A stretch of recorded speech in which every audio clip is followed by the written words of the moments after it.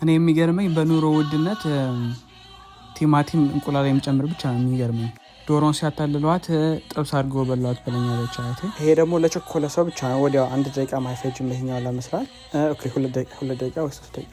ከዛ እንደዚህ ጥርግር ጋርገን እንበለዋለን ማለት ነው። የሚያስፈልገን ነገር 4 ነገር ብቻ፣ ሽንኩርት፣ ቃሪያ፣ እንቁላልና ያው እኔ ለራሴ እነዚህ ሁላ ያው ለምግብ ወሳኞች ናቸው ብዬ አስባለሁ። የሰፈራችንን ዶሮ እያሰሳኩ 5 ዶሮ ያው ሰተኛለች ወልዳልኛለች። ቀጥሎ በማንኪያ እንደዚህ አድርገን በደንብ አድርገን እናናፍጠዋለን ማለት ነው። ከዛ እንቁላሉ አቁሙን ሲያጣ ያው ደረሰልን ማለት ነው።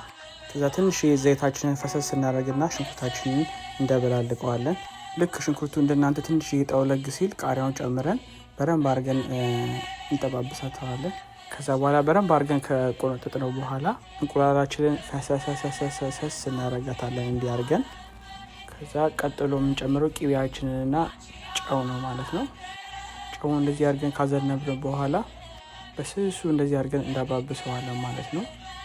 እና እዚህ ጋር አዲሱ ማማሰያን ብፈልግ አጥቼው ለካ ይሄ ነው አዲሱ ማማሰያ ብዬ በጣም ተገረምኩኝና ሲፈላሰፍ የያዝነውን ነገር ካላበረታታ ነው ጠውልጎ ይቀርብናል ማለት ነው ብዬ ተረዳሁኝና የያዝነውን ነገር እግዚአብሔር ይመስገን ማለት አለብን ማለት ነው። ቀስ በቀስ እያለ እንደዚህ ካሽኮረመምነው በኋላ እሳቱን ቀንሰን እናውጣዋለን ማለት ነው። ግዴታ ማረር የለበትም። ያው እንቁላል አያርም ሲባል ሰምቻለሁ። ያው የሰማችሁ አሰሙት እንደተባለው ማለት ነው። ቀጥሎ በሳህናችን እንደዚህ ገልብጠን በስመ አብ ወወልድ ወመንፈስ ቅዱስ ብለን ያው የተባረከ ይሁን። እናንተ ብሉልኝ እኔም እበላለሁ። እግዚአብሔር ይባርካችሁ።